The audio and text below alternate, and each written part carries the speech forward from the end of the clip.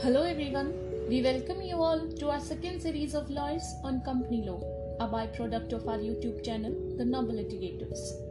Today, I'm Advocate Upasna, Legal Associate at the Law Offices of Kuvar Vivek Tavo, Advocate and Associates, is going to discuss about meetings under company law. So, there are two types of meetings in a company. The first is annual general meeting and second is extraordinary general meeting.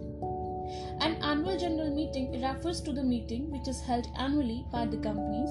It is important for every type of company, whether it is a private company or a public company, limited by shares or guaranteed to conduct an annual general meeting once in a year. There should not be a gap of more than 15 months between two annual general meetings. An exception is given when a company is incorporated. In such a case, the company may not conduct an annual general meetings in the year at all. After incorporation, the company needs to conduct an annual general meeting within 18 months. In case there is a default by the company in conducting the annual general meeting and any member of the company files an application for the contravention of the said default. Extraordinary general meeting. The matters which constitutes to be the ordinary business of the company is discussed in a statutory meeting and annual general meeting. To discuss the matters apart from the ordinary business, that is special business, extraordinary general meeting is called for.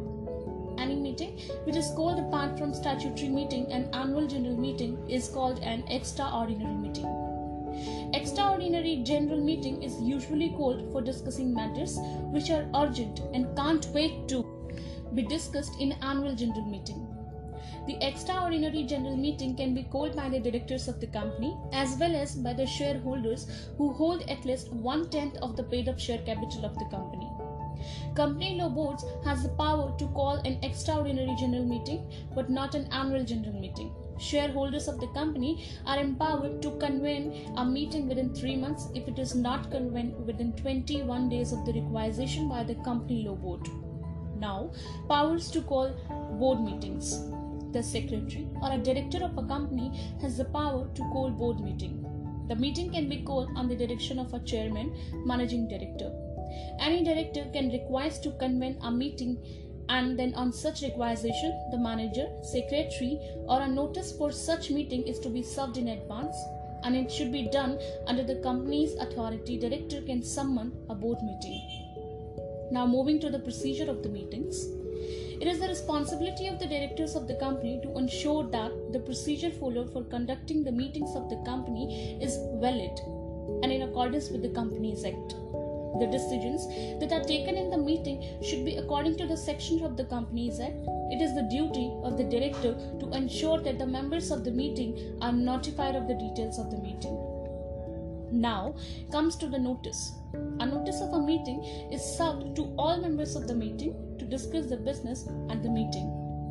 Notice for the general meetings must also be served to the directors, auditors and to any such members who is entitled to a share in a case members of the meeting dies. Now the notice should contain place where the meeting will be conducted, date, day and time on which the meeting will be conducted, the business which will be discussed in the meeting, brief of the business, the date on which notice is served, signature of the convener of the meeting. Now comes to the quorum. Quorum which is required for the meeting is 1/3 of the total number of members to the meeting constitutes a quorum for the meeting. Now the chairman. A meeting shall be chaired by a chairperson and he is responsible to control the proceedings of the meeting. He introduces and concludes the meeting. The chairperson has to ensure that proper notice is served to the members of the meeting and has to go through the minutes of the last meeting in the beginning of each meeting. Now comes to the voting rights. Every member who is limited by the company shares and holds equity share capital will have right to vote on all the resolutions which lie before the company. The members who are entitled to vote shall have voting rights on a poll in proportion to the shares held by him to the paid-up equity share capital of the company. Minutes. The minutes of a meeting is an essential document in which all the points, decisions which were taken in the meeting are recorded. That's all about the meeting of the company. I hope you all have liked our podcast channel. If so, then do please subscribe our channel, The Noble Litigators. You can ask questions, give feedback, and for further queries, contact us on our website www.advocatetanmar.com. Thank you and have a good day.